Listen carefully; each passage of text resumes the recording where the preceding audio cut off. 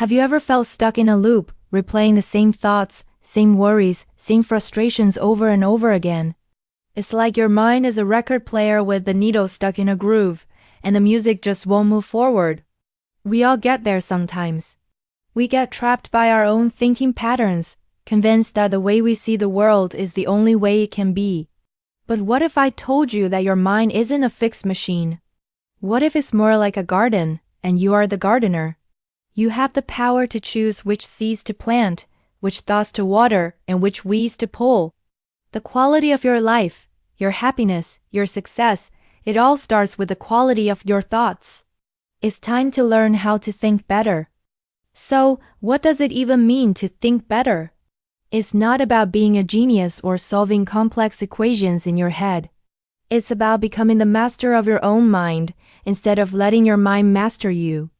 It's about being intentional with your focus and deliberate with your internal dialogue. The first step is simple but not always easy: awareness. You have to start noticing what you're actually thinking about. Think of yourself as a detective, and your thoughts are the clues. Throughout your day, just pause for a moment and ask, what's going through my head right now? Is this thought helpful? Is it kind? Is it moving me closer to my goals? Or is it holding me back? You might be surprised by what you find. Many of us are running on an autopilot of negative self-talk, worry, and doubt without even realizing it. The simple act of observing your thoughts without judgment is revolutionary. It creates a space between you and your thoughts, and in that space you find your power to choose. Once you're aware of your thought patterns, the next step is to question them. Our brains are incredibly efficient, but sometimes they take shortcuts that aren't very accurate. These shortcuts are called cognitive biases.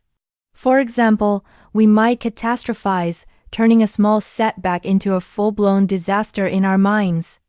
Or we might engage in black and white thinking, seeing things as either perfect or a total failure with no middle ground. When you catch yourself in one of these thought traps, challenge it. Ask yourself, is this thought 100% true? What's a different way to look at this situation? What evidence do I have that supports this thought, and what evidence contradicts it? It's like being a friendly lawyer for your own mind, cross-examining your assumptions. You're not trying to force yourself to be positive. You're trying to be more realistic and balanced. For instance, if you think, I completely messed up that presentation, you could reframe it. Maybe it wasn't perfect, but what parts went well? What did you learn from the experience that will help you next time? This isn't about lying to yourself. It's about seeing the full picture. Now let's talk about the fuel for your thoughts, the information you consume. Your mind is constantly absorbing information from the world around you, the news you read, the social media you scroll through, the people you talk to. If you're constantly feeding your mind a diet of negativity, fear, and drama, what kind of thoughts do you think your mind will produce? It's like trying to grow a beautiful garden on toxic soil. It just won't work. You have to be a gatekeeper for your mind. Be selective about what you let in. Unfollow accounts that make you feel inadequate. Limit your exposure to sensationalist news. Spend more time with people who uplift you and inspire you. Read books, listen to podcasts, and watch videos that expand your perspective and teach you something new. Fill your mind with high-quality ingredients, and you'll start to produce higher-quality thoughts. It's a simple equation: better input leads to better output. Another powerful technique for improving your thinking is to practice gratitude. This might sound cliché, but the science behind it is solid. When you actively look for things to be thankful for, you are literally rewiring your brain to notice the positive. Our brains have a natural negativity bias, a leftover survival mechanism that makes us hyper-aware of threats and dangers. Gratitude is the antidote. It trains your brain to scan for the good. Start a simple practice. Every day, think of 3 things you're grateful for. They don't have to be monumental. It could be the warmth of your morning coffee, a nice conversation with a friend, or the fact that the sun is shining. By consistently directing your focus toward what's going right in your life, you shift your entire mental landscape. You start to see opportunities instead of obstacles and abundance instead of lack. Gratitude isn't about ignoring life's problems. It's about not letting the problems be the only thing you see. Let's also consider the power of curiosity. As we get older, we often lose the sense of wonder we had as children. We think we have things figured out. We put people and situations into neat little boxes, but this closes our minds. A better way to think is to approach life with a beginner's mind, with curiosity. Instead of judging someone, get curious about their perspective. Instead of being frustrated by a problem, get curious about potential solutions. Ask, what if? And why not? Curiosity opens up a world of possibilities. It transforms challenges into puzzles and turns mistakes into lessons. When you're curious, you're not afraid of being wrong. You're excited about learning something new. This mindset keeps you mentally flexible and adaptable, which are crucial skills in our rapidly changing world. So, ask more questions, explore new ideas, challenge your own assumptions. Let curiosity be your compass. Finally, none of this works without action.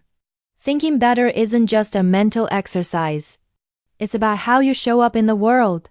You can have the most brilliant, positive, and creative thoughts, but if they stay locked inside your head, they're useless. The purpose of improving your thinking is to improve your life, and that requires you to act on your new insights.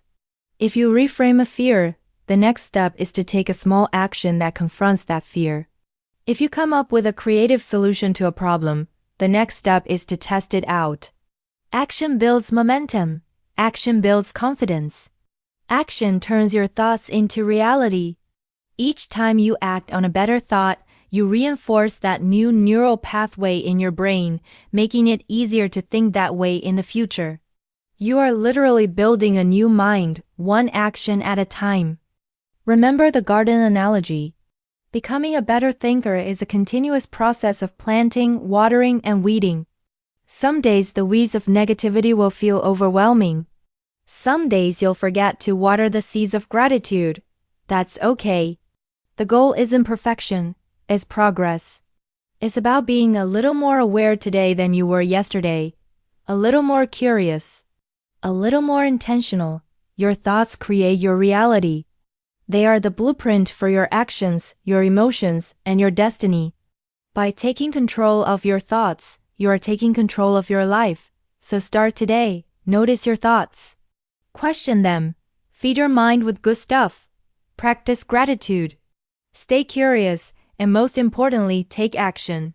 You have the incredible power to shape your inner world, and when you do that, you will find that your outer world begins to transform in the most amazing ways.